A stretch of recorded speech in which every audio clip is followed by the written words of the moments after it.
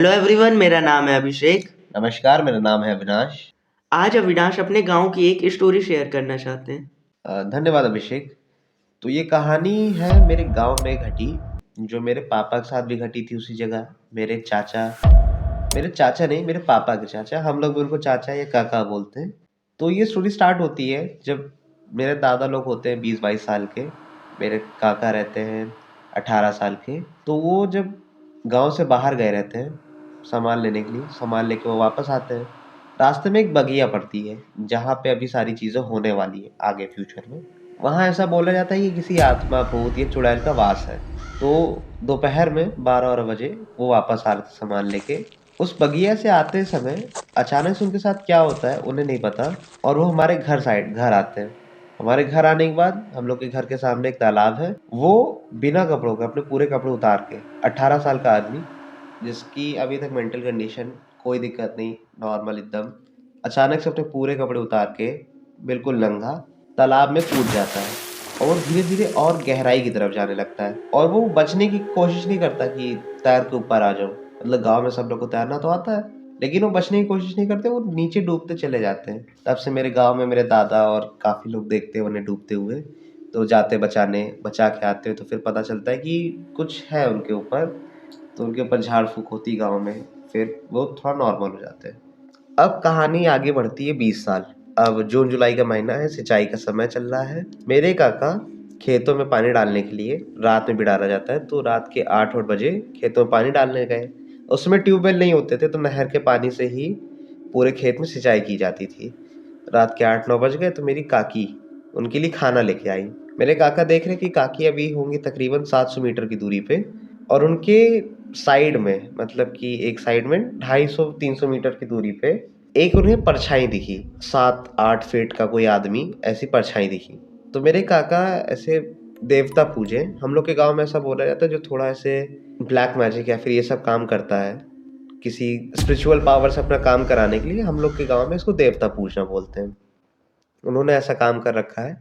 तो उन्हें अपनी, मतलब कि इनर सेंस या फिर इस सब से पता चल गया कि वो कोई ह्यूमन नहीं है, वो कोई स्पिरिट है या फिर कोई भूत है, प्रेत है, जो भी आप बोलना चाहें वो है। तो फिर वो समझ गए, लेकिन वो ये नहीं चाहते थे कि काकी डर जाए, क्योंकि कुछ भी हो सकता है, मतलब डर के आदमी काफ़ी ज़्यादा भी डर सकता है, तबीयत खराब हो जाए, ऐसा वो नहीं चाहते थे। तो फिर वो उनकी तरफ भागना शुरू करते हैं कि अरे रुको, हम आ रहे हैं, समथिंग ऐसा करते हैं कि एक बार आदमी जब तेज़ आवाज़ सुन लेता तो थोड़ा चौकन्ना हो जाता है ना, कि एक बार डरे ना। तो वो उनकी तरफ दौड़ रहे, तो फिर वो स्पिरिट भी मेरी काकी की तरफ ही आ रही है। अब मेरे चाचा, मतलब मेरे काका और मेरी काकी के बीच में डिस्टेंस बचता है 150-200 मीटर का। जो स्पिरिट थी, जो उनको ऐसे परछाई दिख रही थी, वो 50 मीटर दूर है। अब वो और तेज तेज चिल्लाने लगते हैं कि रुको, मैं आ रहा हूँ, ये वो, जल्दी इधर आ जाओ। जब वो और पास पहुंचते तो फिर वो देखते हैं कि वो स्पिरिट अचानक से रुक गई है और दूसरे साइड जा रही है। फिर जैसे जैसे वो पास जाते हैं वैसे वैसे वो स्पिरिट थोड़ी दूर जाती है और अचानक से गायब हो जाती है, मतलब कैसे बागी होती है, मतलब कि ऐसे जहाँ ढेर सारे पेड़ हो वहाँ पे वो जाके अचानक से गायब हो जाती है। तो मतलब कि इससे वो बचा लेते हैं एक तरह से विपदा होने से, कोई भी ऐसे डिजास्टर होने से वो बचा ले जाते हैं, कुछ नहीं होता। लेकिन थोड़ी सी उनकी माई की, काकी की तबीयत थोड़ी सी खराब हो जाती है कुछ टाइम तक, लेकिन फिर वो ठीक हो जाती है, ज़्यादा कुछ दिक्कत वाली बात नहीं थी। अब हम लोग आते हैं कुछ साल बाद, जब वहाँ पे मेरे पापा ने घर बनवाया। अब हम लोग पिकनिक बनाने के लिए दिसंबर के टाइम, दिसंबर जनवरी के टाइम गाँव जाते हैं कार से, और वो घर अभी नया ही बना था, और उस घर के पीछे पूरा खेत खाली, कोई घर नहीं, लेफ्ट में कोई घर नहीं, राइट में कोई घर नहीं, एकदम सुनसान एरिया। सामने एक छोटी सी रोड, कोई नहीं आता जाता, रात में सुबह भी कोई नहीं जाता आता जाता। वहाँ पे हम लोग दिन भर रुके, मौज मस्ती किए, घर देखे, अच्छा लग रहा था। फिर हम लोग रात में, हम लोग पास 2 फोल्डिंग थी, एक पता नहीं क्यों कैसे टूट गई, नई ही थी लेकिन वो टूट गई। तो हम लोग के एक ही फोल्डिंग में, हम लोग तो छोटे छोटे थे, मैं रहा हूँगा 5 साल का, मेरी दीदी थी उस टाइम 10 साल की, मेरे से 5 साल बड़ी है, और मेरे पापा मम्मी। जो पीछे वाला रूम था उसमें 2 बड़ी बड़ी खिड़कियाँ थी जो खुली रहती थी, तो उस खिड़की से ये डर था कि सांप बिच्छू ना आ जाए। तो उस साइड मेरे पापा सोते हैं, गेट के साइड मेरी मम्मी सोती हैं, बीच में हम दोनों। अब रात के बज रहे होंगे अराउंड 12-1 बजे, पापा और मम्मी को वैसे भी नींद नहीं आ रही थी। अचानक से आवाज़ आती पापा को कि किसी ने कार का दरवाज़ा ओपन किया, देन खूब ज़ोर से बंद कर दिया। उन्हें पहली बार कार की आवाज़ आती है, दरवाज़ा खुलने और बंद होने की। उन्हें लगता है कि वहम हुआ है, मतलब कि आधी नींद में थे, सब लोग आँख बंद करके लेटे ही थे, आधी नींद में थे। तो उन्हें लगा वहम हुआ है। फिर दोबारा कार की आवाज़ आती है, तीसरी बार, चौथी बार। तो मेरे पापा को थोड़ा सा शक होता है कि कहाँ से आवाज़ आ रही है, क्योंकि आसपास कोई घर नहीं, कार नहीं, कुछ नहीं। कार होती भी तो कार की आवाज़ आती। तो मेरे पापा धीरे से मेरी मम्मी से पूछते हैं कि कोई आवाज़ आ रही क्या। मेरी मम्मी कहती है कि हाँ, जैसे कार का कोई दरवाज़ा खोल रहा हो या बंद कर रहा हो। अब मेरे पापा कहते हैं कि डर जाते हैं कि बच्चे भी हैं ये सब, और उनको भी सेम आवाज़ आ रही है। अब ये क्लैरिफाई हो जाता है कि वहम नहीं था। अब ये आवाज़ चलती रहती है, लेकिन दोनों में से कोई भी ये नहीं सोच पाता कि अब करना क्या है। ये आवाज़ लगातार 1 बजे, 2 बजे, 3 बजे, 4 बजे तक चलती है। 5 बजे तक आवाज़ आनी बंद हो जाती है। 6-7 बजे उजाला हो जाता है, हम लोग उठते हैं, सब लोग, पापा लोग जाके कार चेक करते हैं। हाँ, तो हम लोग अभी नई जगह गए थे कार रख के, तो पापा ने कार लॉक करते समय चारों गेट को अच्छे से चेक भी किया था कि कोई खुला ना हो। चारों गेट लॉक है अभी भी, अंदर कोई सामान नहीं छेड़ा गया है, एकदम जैसे कि तैसी कार। वहाँ कोई निशान नहीं कि कोई आया गया, कुछ नहीं। वहाँ की हल्की गीली मिट्टी थी, तो अगर कोई आया होता तो वहाँ पैरों के निशान है, कुछ होता, कुछ नहीं था। कार वैसी की वैसे। रात भर आवाज़ आई, कैसे आई कुछ नहीं पता। अब ये सब होने के मेन रीज़न वहाँ पे ये थे कि वहाँ पे 2 मेन कारण हैं वहाँ के। पहला नचनिया बीर, दूसरा एक धोबी मरा था। नचनिया बीर की कहानी ये है कि एक नट था जो वहाँ पेड़ पे चढ़ा था और पेड़ से गिर के मर गया था। अविनाश, ये नट क्या होते हैं? नट वो होते हैं जो आपने नहीं देखे सर्कस में ऐसे चलते हैं रस्सी पे डंडे लेके, अच्छा, वो उन्हीं को ही नट बोलते हैं गांव में। तो वो गिर गए थे, तो उनकी एक तरह से पूजा होती है वहाँ पे। पूजा इन द सेंस ऑफ कि देवता पूजना। मैंने आपको बताया, अब मैं इस टर्म को डिफाइन करता हूँ कि देवता पूजना क्या होता है। हमारे गांव में जो स्पिरिट से काम करवाना, मतलब कि जो ब्लैक मैजिक आप बोल दो, वशीकरण बोल दो, इन सबको कराने के लिए जो आप भगवान या फिर जिस भी चीज का आप सहारा लेते हो, उसको हम लोग के गांव में देवता पूजना बोलते हैं। मतलब कि भगवान से एक तरह से काम करवाना या स्पिरिट से काम कराना। वो दोनों जो काम होते हैं, मतलब कि मेन हम लोग के गांव में, वो मेरे घर से 150 मीटर आगे और 50 मीटर लेफ्ट साइड में, वो 2 मेन स्पॉट है।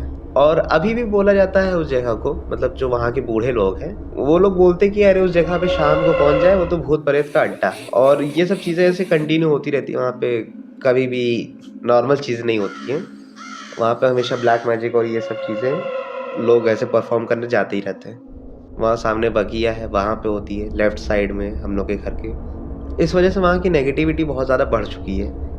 अविनाश, एक क्वेश्चन था मेरा। जी बोलिए। ये देवता कैसे पूजा जाता है? इसका मतलब कुछ आप प्रोसेस बता सकते हैं छोटा सा? देवता पूजना तो मुझे नहीं आता, लेकिन जैसे कि ऐसे बलि चढ़ाना, ऐसे सेक्रीफाइस देना, भगवान को चढ़ाना कि मेरा ये काम हो जाए। जैसे उन्हें भगवान तो नहीं बोला जा सकता, वो स्पिरिट ही रहते हैं।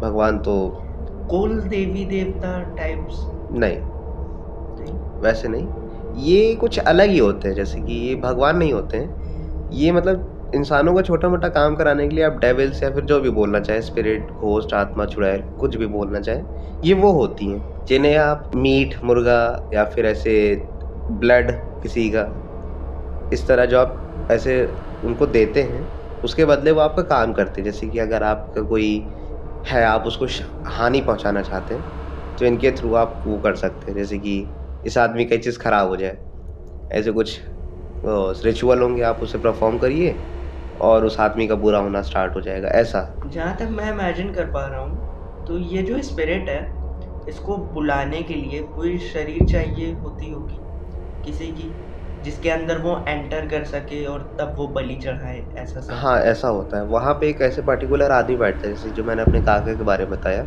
वो भी यही सब करते हैं। तो उनके अंदर आती है वो प्रॉपर, इसलिए वो नहीं डरे थे उस स्पिरिट को देख के। जब काकी को बचाने गए, इसलिए वो नहीं डरे थे, क्योंकि उनके अंदर वो आती है, वो उनके अंदर आती है, वो प्रॉपर बात करते हैं फिर। लेकिन ये बहुत खतरनाक भी होती है, ये बैकफायर भी कर सकती है। आपने उसको बलि दी, सब चीज़ किया, और वो हो सकता है आप ही के ऊपर हानि पहुंचाने लगे, तो फिर ये सब चीज़ की नहीं जाती। मतलब जो प्रोफेशनल होते हैं, जो जानते हैं इसके बारे में, वही करते हैं। अविनाश, जहाँ तक मुझे पता है, जिसके अंदर ऐसे स्पिरिट बुलाई जाती है, उस आदमी को तो कुछ याद होता ही नहीं। बहुत सारे केसेस में नहीं याद रहता है, लेकिन इसमें उस आदमी को प्रॉपर याद रहता है। उस आदमी को इवन ये भी याद रहता है कि उस स्पिरिट ने क्या क्या देखा है, उस स्पिरिट ने किसको किसको देखा है। कई बार तो जो आदमी डरा है, जो बोलता है कि अरे मैंने भूत देखा, वो प्रॉपर जिस आदमी के अंदर भूत आया, वो देखता है कि अरे अच्छा, इसके आदमी सच्ची में आया था। मतलब कि एक तरह से उस स्पिरिट की यादें उस आदमी के अंदर रह जाती है, प्लस जो उसके अंदर आती है उस समय उसे वो भी याद रहता है। और देवता पूजना को अगर मैं एक सिंपल टर्म में डिफाइन करना चाहूँ, ब्लैक मैजिक। अब इतना अच्छे से मुझे भी नहीं पता ना, क्योंकि मैं इतना गाँव से रिलेटेड हूँ नहीं। जितना मुझे ऐसे सुनी सुनाई कहानी, जैसे कि घर में कभी बात हो रही मैंने सुन लिया, इतने से ही मुझे पता है कि क्या होता है, तो उतने में मैं आपको एक्सप्लेन करने की कोशिश कर रहा हूँ। तो ये थी अविनाश की आज की स्टोरी। अगर आपको ये स्टोरी या इंसिडेंट पसंद आया हो तो प्लीज़ इस वीडियो को लाइक, शेयर एंड सब्सक्राइब ज़रूर करिएगा। और अगर आपके साथ भी ऐसा इंसिडेंट हुआ हो तो हमारे साथ शेयर ज़रूर करिएगा हमारे जीमेल आईडी पे या कमेंट सेक्शन पे। Thank you so much for watching.